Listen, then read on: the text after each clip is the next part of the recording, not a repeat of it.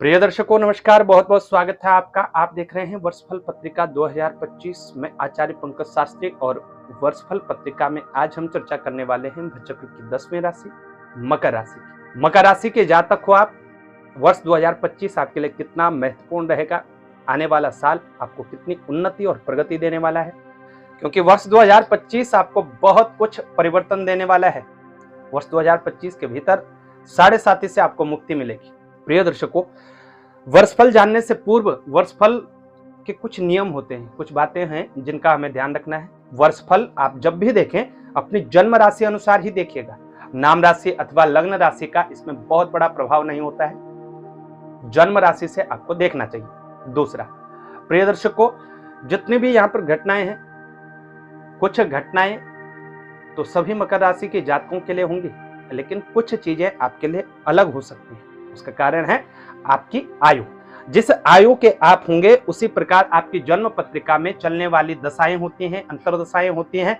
और जिस ग्रह की आपके जीवन पर अभी दशा अंतरदशा है, उस ग्रह की स्थिति आपकी पत्रिका में कैसी है, इसका विश्लेषण जरूर करवाना चाहिए। सबका अलग अलग समय होता है, सबकी अलग अलग आयु होती है। ठीक उसी प्रकार जन्म पत्रिका में जन्म से ही हमारे साथ ग्रहों की दशा अंतरदशा भी चलने लगती है, तो कुछ बातें अलग घटित हो सकती हैं। इसलिए व्यक्तिगत रूप से कोई विशेष रूप से निर्णय ले रहे हैं, नया व्यवसाय खोलना चाहते हैं, आप कोई भी बड़ा डिसीजन ले रहे हैं, अपनी पत्रिका का पहले विश्लेषण करवाइए, उसके बाद ही आपको कोई बड़ा डिसीजन लेना चाहिए।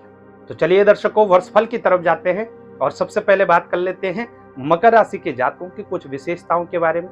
यदि आप मकर राशि के जातक हैं तो मकर राशि का स्वभाव, गुण, धर्म क्या क्या है। प्रिय दर्शकों, भचक्र में 12 राशि होती है और 10वां अंश जो है वो मकर राशि को समर्पित है। और मकर राशि के जो राशि स्वामी ग्रह हैं वो शनिदेव होते हैं। तो शनिदेव की बहुत महत्वपूर्ण भूमिका हो जाती है आपके लिए। जहां पर शनिदेव स्थित होंगे, जन्म के समय शनिदेव की क्या स्थिति थी, वर्तमान समय में क्या स्थिति थी, इस पर बहुत कुछ निर्भर करता है। दूसरा, सबसे महत्वपूर्ण ग्रह आपके लिए जो कारक ग्रह है वो है शुक्रदेव। मकर राशि आपकी, तो शुक्रदेव की भी बड़ी भूमिका होती है। ये आपके लिए कर्म भाव और पंचम भाव के स्वामी बनते हैं, यानी केंद्र त्रिकोण के स्वामी बनकर के शुक्रदेव कौन सी राशि में संचरण कर रहे हैं वर्तमान समय में, इस पर भी बहुत कुछ निर्भर करता है। इसके साथ बुध देव की भी कुछ स्थिति आपके लिए अच्छी होती है। अन्य ग्रहों का प्रभाव आपके लिए शुभ अशुभ दोनों प्रकार के फल प्रकट करता है। प्रिय दर्शकों, मकर राशि के जातक खूब लंबे चौड़े होते हैं। मकर राशि के जातक कड़ी मेहनत करने वाले होते हैं, खूब पसीना बहाने वाले होते हैं। लेकिन मकर राशि के जातक जिद्दी स्वभाव के होते हैं। मकर राशि के जातकों ने यदि एक बार किसी चीज को मन में ठान लिया है, चाहे वह स्टेप अच्छा हो, लाभ देने वाला हो, हानि पहुंचाने वाला हो, कैसा भी हो, वो उसको कर डालते हैं। जिद बहुत ज्यादा होती है, लेकिन यदि आप अपनी जिद का सही इस्तेमाल करें तो निश्चित ही आप बहुत अच्छी सफलता प्राप्त कर सकते हैं। वैसे तो मकर राशि के जातक शांत होते हैं, लेकिन जब इनका गुस्सा आता है तो जो जैसे समुद्र होता है, समुद्र एक तरफ बहता है और अचानक से उफान आ जाए तो फिर सब कुछ अपने साथ लपेट कर लेकर के चला जाता है। यही स्थिति मकर राशि के जातकों की। इसके साथ ही प्रिय दर्शकों, मकर राशि के जो जातक होते हैं न्याय प्रिय होते हैं। ये ना तो किसी के साथ अन्याय करते हैं और ना ही किसी प्रकार का अन्याय सहते हैं। इसलिए इनके साथ किसी भी प्रकार का छलावा संभव नहीं है। सामने वाले को पकड़ लेंगे कि ये छल कर रहा है या ये झूठ बोल रहा है, ये जजमेंट इनकी गजब की होती है। लेकिन कुछ बातों का ध्यान भी रखना चाहिए मकर राशि के जातकों को। हटीले स्वभाव से, हट से आपको बचना चाहिए। अपनी जिद पर ना अड़े, देख लीजिएगा सामने से। यदि आपका लाभ हो रहा है तो वहां पर जिद न दिखाकर आप झुक जाएं, ज्यादा बेहतर है। और दूसरा, आलस से मकर राशि के जातक परिपूर्ण होते हैं। आलस इनमें कूट कूट के भरा हुआ होता है। तो वर्ष 2025 के भीतर यदि आप खूब उन्नति करना चाहते हैं, प्रगति करना चाहते हैं, नई ऊंचाइयों तक पहुंचना चाहते हैं, तो दो बातों का ध्यान आपने जरूर रखना है। आप मकर राशि के जातक हैं, एक तो आलस से बचिएगा और दूसरा जिद्दीपन से बचिएगा। प्रिय दर्शकों, आप मकर राशि के जातक हैं, वर्ष 2025 के भीतर 22, 24, 28 और 32 साल के हैं, तो निश्चित ही वर्ष 2025 बहुत बड़ी सौगात आपके लिए लेकर के आ रहा है और इस वर्ष आपका भाग्य उदय होकर के रहेगा। वहीं आप मकर राशि के जातक हैं, आप 5 साल के हैं, 13 साल के हैं, 27 साल के हैं, 36 साल के हैं और 57 और 62 साल के हैं, आपको वर्ष 2025 के भीतर सतर्क सावधान रहना होगा। आपको किसी न किसी प्रकार का इशू देखने को मिलेगा, चाहे वो आपके हेल्थ इशू हो, चाहे वो वेल्थ इशू हो, नौकरी व्यवसाय को लेकर के हो, कहीं ना कहीं आपको दिक्कतें देखने को मिल सकती हैं। तो चलिए अब नववर्ष प्रवेश कुंडली की ओर चलते हैं।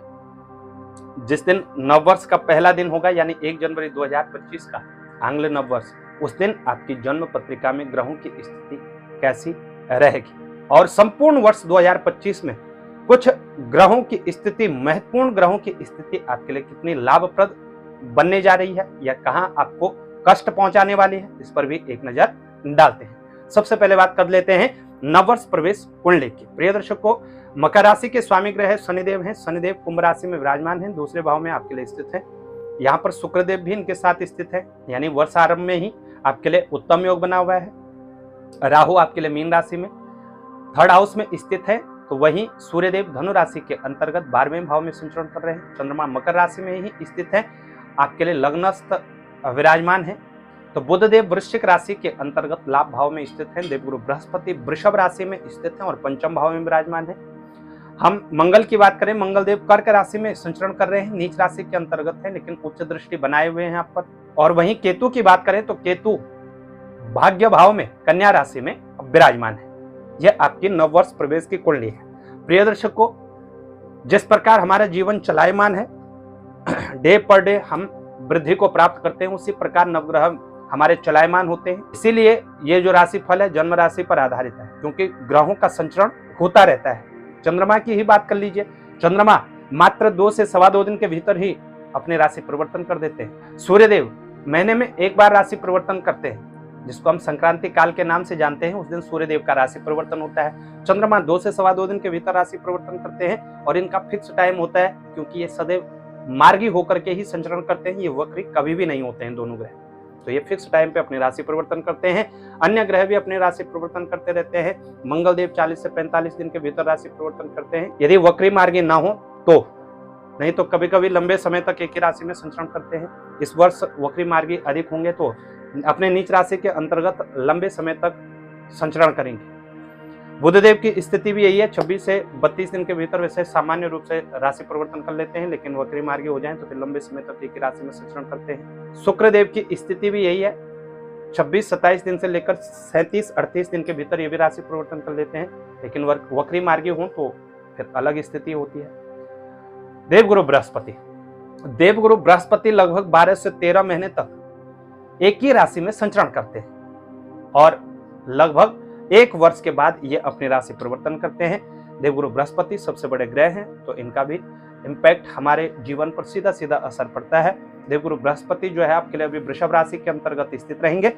14 मई 2025 को इनका राशि परिवर्तन होगा और ये वृषभ से निकल करके मिथुन में प्रवेश करेंगे, आपके लिए 6ठे भाव में आकर के स्थित होंगे।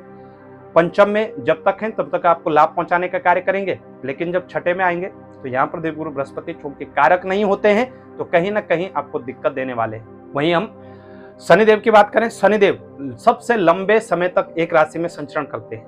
ये 2.5 साल तक एक ही राशि में स्थित होते हैं और 2.5 साल के बाद राशि परिवर्तन करते हैं। और इसीलिए जब भी शनिदेव अपनी राशि, अपनी चाल में कुछ परिवर्तन करते हैं, तभी कुछ राशि के जातकों पर कुछ मुसीबतें आती हैं और कुछ राशि के जातक मुसीबतों से छूट जाते हैं। यानी कुछ राशियों पर ढैया रहती है तो कुछ पर 7.5 का प्रभाव शुरू होता है। तो प्रिय दर्शकों, शनिदेव 29 मार्च 2025 को राशि परिवर्तन करेंगे। आपके राशि स्वामी हैं, कुंभ से निकल करके मीन में प्रवेश करेंगे, राहु के साथ युति बनाएंगे, लेकिन कहीं ना कहीं 7.5 से मकर राशि के जातक जो है मुक्त हो जाएंगे 29 मार्च 2025 को। तो 7.5 से आपको मुक्ति मिलने वाली है, निश्चित ही आपको जश्न मनाना चाहिए। प्रिय दर्शकों, वहीं राहु केतु की बात करें तो राहु केतु भी लंबे समय तक एक ही राशि में संचरण करते हैं, लगभग 18 महीने तक एक राशि में स्थित होते हैं। इसी वर्ष 2025 के भीतर राहु और केतु का भी परिवर्तन होगा और राहु मीन राशि को छोड़कर के कुंभ राशि में प्रवेश करेंगे, क्योंकि ये उल्टी दिशा की ओर चलते हैं, सदैव वक्री होकर के संचरण करते हैं। तो मीन को छोड़ करके राहु कुंभ में जाएंगे, दूसरे भाव में आपके लिए स्थित होंगे। वहीं केतु का संचरण कन्या राशि पर है, तो कन्या राशि को छोड़कर ये सिंह राशि में आएंगे और केतु आपके लिए 8वें भाव में स्थित होंगे। 18 मई 2025 के पश्चात कहीं ना कहीं हेल्थ को लेकर के आपको दिक्कतें दे सकते हैं, इस बात का आपने ध्यान रखना है। ये आपके लिए ग्रहों की स्थिति। प्रिय दर्शकों, इन ग्रहों में से सबसे पहले महत्वपूर्ण ग्रह आपके लिए जो है शनिदेव हैं, आपके राशि स्वामी हैं, और राशि स्वामी की स्थिति जैसी जैसी पत्रिका में गोचर में रहेगी, ठीक उसी प्रकार का फल आपके ऊपर घटित होगा। तो आप मकर राशि के जातक हैं, ध्यान से सुनिएगा। शनिदेव की स्थिति 29 मार्च 2025 तक आपके लिए द्वितीय भावस्थ रहेगी। वहां से तीसरी दृष्टि से चौथे भाव को, 7वें दृष्टि से 8वें भाव को और 10वीं दृष्टि से ये लाभ भाव को देखने वाले हैं। प्रिय दर्शकों, 29 मार्च तक 7.5 का प्रभाव रहेगा, लेकिन ये 7.5 आपको लाभ पहुंचाने वाले ही 7.5 है। सारे कष्टों से धीरे धीरे छुटकारा आपको प्राप्त होगा। कुछ न कुछ आपके जीवन में नया होगा, जिसको देख करके आप अपने आप को गौरवान्वित महसूस करेंगे। चाहे वह पारिवारिक स्थिति को लेकर के हो, चाहे वह भूमि भवन प्रॉपर्टी से संबंधित हो, चाहे वह अध्यात्म योग और शिक्षा को लेकर के हो, चाहे वह इनकम को लेकर के हो, कुछ न कुछ शनि जब निकलेंगे 7.5 से आप मुक्त होंगे, तो कुछ न कुछ खुशियां देकर के जरूर जाएंगे। इसलिए शनिदेव की स्थिति आपके लिए वैसे उत्तम ही है, कुंभ राशि के अंतर्गत बनी हुई है, तो निश्चित ही लाभ देने वाली है। धन का भी अब धीरे धीरे आप जोड़ना प्रारंभ करेंगे, धन की स्थिति आपकी मजबूत होगी, पारिवारिक सौहार्द भी बनेगा और कुछ मामलों में पारिवारिक विवाद भी देखने को मिल सकता है, लेकिन आपके लिए अच्छी स्थिति देकर के शनिदेव आपको जाएंगे। भूमि वन प्रॉपर्टी से संबंधित लाभ पहुंचाने का भी कार्य करेंगे। वैसे ये नीच दृष्टि है, तो माता के स्वास्थ्य का थोड़ा ध्यान रखना होगा। माता के स्वास्थ्य को कहीं ना कहीं दिक्कत हो सकती है। 29 मार्च तक माता के स्वास्थ्य का विशेष रूप से आपने ध्यान रखना है। प्रिय दर्शकों, 29 मार्च के पश्चात शनिदेव जो है मीन राशि के अंतर्गत आएंगे। ये मंगल का घर है, मंगल के घर में शनिदेव आएंगे मीन राशि में। मीन राशि शनिदेव की वजह से सम राशि है, न मित्र है न शत्रु है, लेकिन सम राशि के अंतर्गत है, तो कहीं ना कहीं इस भाव से रिलेटेड छोटी मोटी दिक्कतें आपको देखने को मिल सकती हैं। ये भाव है आपके पराक्रम का, ये भाव है चोट दुर्घटना इत्यादि का, ये भाव है आपके पराक्रम का, ये भाव है आपके कार्य क्षेत्र का, ये भाव है आपके छोटे भाई का।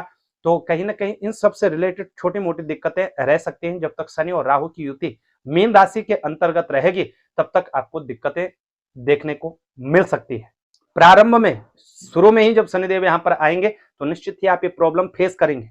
तो इन सब से आपको पहले ही सतर्क सावधान रहना है, किसी भी प्रकार का वाद विवाद करने से बचिएगा।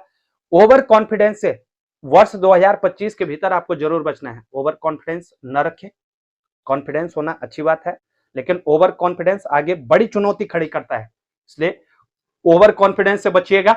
इसके साथ ही शनिदेव तीसरी दृष्टि से मित्रवत दृष्टि से पंचम भाव को देखेंगे। विद्यार्थियों के लिए अच्छी स्थिति है, स्ट्रगल के बाद ही सही, लेकिन सफलता आपको जरूर मिलेगी। आप कहीं विदेश में पढ़ने का सोच रहे थे, विदेश सेटल होने का सोच रहे थे, स्टूडेंट हो, तो आपकी ये मनोकामना जरूर पूर्ण हो। यहां से शनिदेव 7वीं दृष्टि से भाग्य भाव को देखेंगे, यहां पर भी मित्रवत दृष्टि शनिदेव की रहेगी। प्रिय दर्शकों, भाग्य का सहयोग आपको देखने को मिलेगा। शनिदेव की जो चाल है वो है ही मंद गति की, तो मंद मंद ही सही, थोड़ा थोड़ा करके ही सही, लेकिन आपको लगेगा कि हाँ लक मेरे साथ है, मैं जो कार्य कर रहा हूं धीरे धीरे ही सही, लेकिन उसमें अब मुझे सफलता प्राप्त हो रही है, उसमें कुछ सक्सेस मुझे मिल रही है। यदि आप किसी भी प्रकार का कोई नया परिवर्तन करना चाहते हैं, तो निश्चित ही अब समय आ गया है, इस समय को हाथ से जाने न दें। निश्चित ही समय का लाभ आपको लेना चाहिए, ये अवसर आपके लिए उचित रहेगा। प्रिय दर्शकों, यहां से शनिदेव की जो 10वीं दृष्टि होगी, 10वीं दृष्टि आपके व्यय भाव पर होगी, खर्चों के भाव पर, तो खर्चों में बढ़ोतरी होगी निश्चित रूप से। यदि आप अपने ऊपर कोई परिवर्तन करते हैं, अब यदि आप कहीं बाहर जाते हैं पढ़ने के लिए, यदि तो वहां खर्च तो बढ़ेंगे, लेकिन खर्चे अच्छी स्थिति के होंगे। दूसरा, जो जातक बार बार विदेश यात्रा के लिए अप्लाई कर रहे थे या विदेश में जॉब करने की सोच रहे थे, उनके लिए आप बहुत महत्वपूर्ण स्थिति है। शनिदेव की जो 10वीं दृष्टि है, आपके राशि स्वामी शनि की जो 10वीं दृष्टि है, वो सीधा 12वें भाव पर पड़ेगी, तो निश्चित ही विदेश यात्रा के दरवाजे अब मकर राशि के जातकों के लिए खुलने वाले हैं। प्रिय दर्शकों, इसी ग्रह गोचर स्थिति के बीच देवगुरु बृहस्पति भी अपनी एक अलग महत्वपूर्ण भूमिका निभाते हैं। 14 मई तक देवगुरु बृहस्पति जो है वृषभ राशि के अंतर्गत संचरण करेंगे, पंचम भाव में स्थित होंगे। पांचवां भाव ये देवगुरु बृहस्पति का कारकत्व वाला भाव है, तो स्टूडेंट के लिए उत्तम स्थिति है। प्रेम संबंधों की स्थिति यहाँ उत्तम रहेगी। संतान के योग आपके लिए बने हुए हैं। जो भी जातक मकर राशि के जातक हैं, आप बेबी प्लान कर रहे हैं तो 14 मई 2025 से पूर्व करना चाहिए। देवगुरु बृहस्पति की कृपा होगी और संतान के गजब के योग आपके लिए बने हुए हैं, संतति आपको प्राप्त होगी। 14 मई के पश्चात देवगुरु बृहस्पति छठे भाव के अंतर्गत आएंगे। जो भी जातक मकर राशि के जातक है, 14 मई 2025 के बाद आपको बहुत सतर्क सावधान रहना होगा। अपने खान पान को लेकर के सतर्क सावधान रहना होगा, अपने व्यवहार को लेकर के सतर्क सावधान रहना होगा, अपने आचरण को लेकर के सतर्क सावधान रहना होगा और बढ़ते हुए खर्चों को लेकर के सतर्क सावधान रहना होगा। तो प्रिय दर्शकों, इस बात का ध्यान रखिएगा। द्वितीय भाव में राहु जाएंगे, वाणी पर नियंत्रण लगाइएगा और पारिवारिक मतभेदों से बचिएगा। केतु 8वें भाव के अंतर्गत आएंगे। 8वां भाव शारीरिक कष्ट का भाव है, तो कष्ट तो आपको प्राप्त होंगे, लेकिन गूढ़ विद्याओं की तरफ, रहस्यमयी विद्याओं की तरफ आपका मन आकर्षित होगा और आप कहीं ना कहीं उनको प्राप्त करने में सक्षम रहेंगे। अब ये तो मुख्य ग्रहों की स्थिति थी। अब बात कर लेते हैं सबसे पहले स्वास्थ्य की। प्रिय दर्शकों, मकर राशि के जातक को स्वास्थ्य को लेकर के उतार चढ़ाव का माहौल मकर राशि के जातकों को देखने को मिलेगा। जब तक शनिदेव जो है दूसरे भाव में स्थित हैं, तब तक तो आपको कोई बहुत बड़ी प्रॉब्लम नहीं आएगी, लेकिन जब शनिदेव मीन राशि के अंतर्गत आएंगे, मंगल के घर में आएंगे और राहु के साथ युति बनाएंगे, तब छोटी मोटी दिक्कतें आपको देखने को मिल सकते हैं। कहीं ना कहीं पेट से जुड़ी हुई दिक्कतें आपको परेशान कर सकती हैं। चोट इत्यादि का भय आपके लिए बनता हुआ नजर आ रहा है। 14 मई 2025 के पश्चात देवगुरु बृहस्पति का राशि परिवर्तन और 18 मई 2025 के पश्चात केतु का परिवर्तन होगा। ये दोनों ही परिवर्तन आपके लिए थोड़ा नेगेटिव है। हेल्थ को लेकर के सतर्क सावधान रहना होगा। जब केतु 8वें भाव के अंतर्गत आते हैं तो अचानक से चोट आदि का भय बनता हुआ नजर आएगा। अचानक से चोट चपेट इत्यादि की दुर्घटना की स्थिति देखने को मिल सकती है। ब्लड से संबंधित समस्याएं आपको देखने को मिल सकती हैं। पेट से संबंधित विकार भी आपको देखने को मिल सकते हैं। वहीं आप मकर राशि के जातक हो, पीठ का दर्द, रीढ़ से संबंधित समस्याएं या आधा सीसी का दर्द भी आपको परेशान कर सकता है। देवगुरु बृहस्पति जब छठे भाव के अंतर्गत आएंगे तो यहाँ पर एक के बाद एक नकारात्मकताएं आएंगी। चाहे फैमिली में कोई भी प्रॉब्लम में हो, लेकिन उसका असर आपके माइंड पर होगा, तो आपका कहीं ना कहीं मानसिक रूप से आप विक्षिप्त हो सकते हैं। तो मकर राशि के जातक को स्वास्थ्य का संपूर्ण वर्ष ध्यान रखना है। जब अच्छी हेल्थ होगी तभी अच्छा बिजनेस होगा, तभी अच्छी वेल्थ होगी। प्रिय दर्शकों, बात करें आपके करियर की, वर्ष 2025 के भीतर करियर में क्या कुछ देखने को मिलेगा, तो मकर राशि के जातकों को करियर के क्षेत्र में कुछ महत्वपूर्ण परिवर्तन देखने को मिल सकते हैं। जब शनिदेव राशि परिवर्तन करेंगे उसके उपरांत भी कुछ परिवर्तन आपको देखने को मिल सकते हैं। 14 अप्रैल से लेकर के 13 मई 2025 तक सूर्यदेव अपनी उच्च राशि के अंतर्गत संचरण करेंगे और तब सूर्यदेव की जो 7वीं दृष्टि है कार्य क्षेत्र पर होगी, नीच दृष्टि होगी। इस समय किसी भी परिवर्तन को करने से बचिएगा। इस समय परिवर्तन आपको नकारात्मकता दे सकता है। माता पिता के साथ मतभेद हो सकते हैं और जो आपके बॉस हैं, जो आपके सीनियर्स हैं कार्य क्षेत्र में, नौकरी के क्षेत्र में, कहीं ना कहीं उनके साथ कोई झड़प आपकी हो सकती है। किसी षड्यंत्र के आप शिकार हो सकते हैं, किसी षड्यंत्र के तहत आपको फंसाया जा सकता है। ऐसी सिचुएशन देखने को मिल सकती है। तो इस बीच में 14 अप्रैल से 13 मई के बीच किसी भी प्रकार का परिवर्तन करने से आपको बचना होगा। बाकी सभी लगभग परिवर्तन की स्थिति आपके लिए बनी हुई है। परिवर्तन आपके लिए शुभ है। प्रिय दर्शकों, ओवर कॉन्फिडेंस से आपको बचना है करियर के क्षेत्र में, इस बात का ध्यान रखिएगा। ओवर कॉन्फिडेंस न रखें। तो जातक आईटी सेक्टर से जुड़े हुए हैं, वकालत करते हैं, न्याय से संबंधित कोई भी कार्य करते हैं, उनके लिए भी अच्छी स्थिति देखने को मिलेगी। कोई बहुत बड़ा जंप आप लगा सकते हैं और विदेश इत्यादि में आप सेटल हो सकते हैं। तो आपके लिए कहीं ना कहीं अच्छी स्थितियां हैं। करियर के दृष्टिकोण से वर्ष 2024 से कई मायनों में बदलाव आ रहेगा और कई मायनों में आपको अच्छा परिणाम देने का कार्य करेगा। अब बात करें आपकी आर्थिक स्थिति की। प्रिय दर्शकों, रेगुलर इनकम की जो लॉर्ड है आपके लिए मंगलदेव है और मंगलदेव का जब जिस राशि में परिवर्तन होगा उसी राशि के अनुसार मंगलदेव आपकी इनकम को घटाने बढ़ाने का काम करेंगे। लेकिन उसके साथ ही खर्च भाव में कौन कौन से ग्रह हैं, कर्जों के भाव में कौन कौन से ग्रह हैं, इस पर भी बहुत कुछ निर्भर करता है। तो इस बात का ध्यान रखिएगा कि आर्थिक स्थिति को लेकर के अभी स्थिति डमाडोल है, लेकिन आपका काम चलने वाला है। चाहे वो कहीं से भी आए, मैनेज करके आपका काम चलने वाला है। वैसे खर्चों की स्थिति बढ़ोतरी होगी, खर्चों में बढ़ोतरी ही आपको देखने को मिलेगी। अनावश्यक खर्च बढ़ सकते हैं, तो अनावश्यक खर्च करने से थोड़ा आपको बचना होगा। मंगलदेव लगभग वर्षारंभ से 22 जनवरी और फिर मई से 6 जून तक नीच राशि के अंतर्गत संचरण करेंगे। कहीं ना कहीं खर्च होने वाले हैं अपने परिवार पर, स्वयं के परिवार पर, चाहे वो किसी भी चीज को लेकर के हो, खर्चों में आपको बढ़ोतरी देखने को मिलने वाली है। प्रिय दर्शकों, जनवरी, फरवरी और मार्च का माह कार्य क्षेत्र को लेकर के अच्छी स्थिति दर्शा रहा है। कार्य क्षेत्र में कुछ स्थितियां आपके पक्ष में होंगी और निश्चित ही जो जातक नौकरी के लिए प्रयासरत हैं, नौकरी में आप नौकरी में अप्लाई करिए, प्रयास करिए, आपको जनवरी फरवरी के माह में जरूर अच्छी जॉब प्राप्त होने वाली है। अच्छा रहेगा। कार्य क्षेत्र के दृष्टिकोण से उत्तम स्थिति है। जनवरी फरवरी मार्च अच्छी स्थिति है।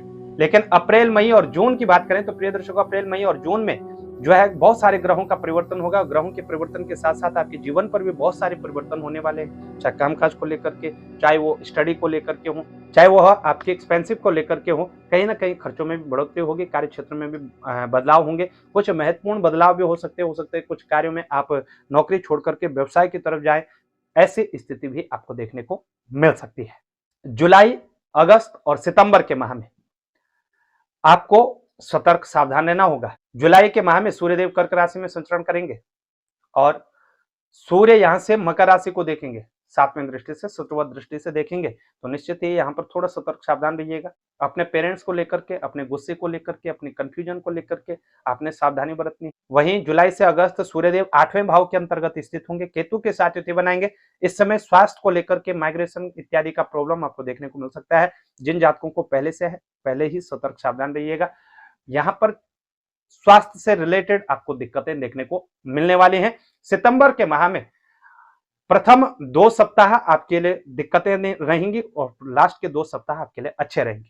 अक्टूबर, नवंबर और दिसंबर की बात करें तो निश्चित रूप से कार्य क्षेत्र में बदलाव की स्थितियां आएंगे, लेकिन 17 अक्टूबर से लेकर के 17 नवंबर तक आपने फिर कोई बड़ा परिवर्तन नहीं करना है। इस बीच सूर्यदेव अपनी नीच राशि के अंतर्गत संचरण करेंगे, तो कार्य क्षेत्र में अनेक प्रकार की बाधाएं भी देखने को मिलेंगे, अनेक प्रकार के विघ्न भी रहेंगे। इसलिए इस समय भी परिवर्तन करने से आपको बचना होगा।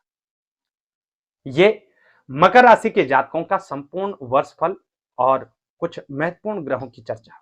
प्रिय दर्शकों, ये समस्याएं हैं, समाधान क्या हो सकते हैं उसकी तरफ चले। समाधान में देखिएगा तो सबसे पहले इस वर्ष आपको वर्ष 2025 29 मार्च 2025 तक शनिदेव की निरंतर आराधना करनी है। उसके बाद भी आप शनिदेव की आराधना निरंतर कर सकते हैं।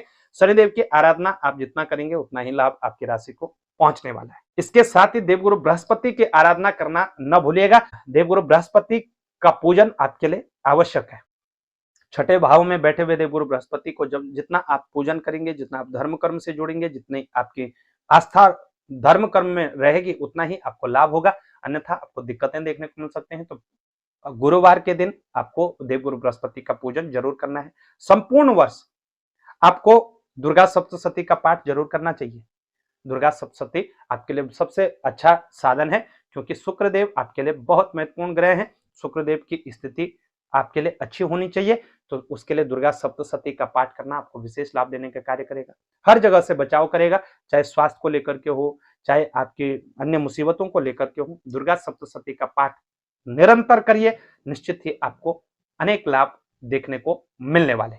कैसे आपको जानकारी लगी हमें उसे बताएं। जानकारी अच्छी लगे शेयर जरूर करिएगा। चैनल पर नए हैं, चैनल को सब्सक्राइब करना ना भूलिएगा। और ज्योतिष से संबंधित अन्य जानकारियों के लिए व्यक्तिगत रूप से यदि आप कोई जानकारी प्राप्त करना चाहते हैं, ये नंबर है, इन नंबरों पर आप संपर्क कर सकते हैं। आज के लिए इतना ही, हमें दें इजाजत, तब तक के लिए नमस्कार।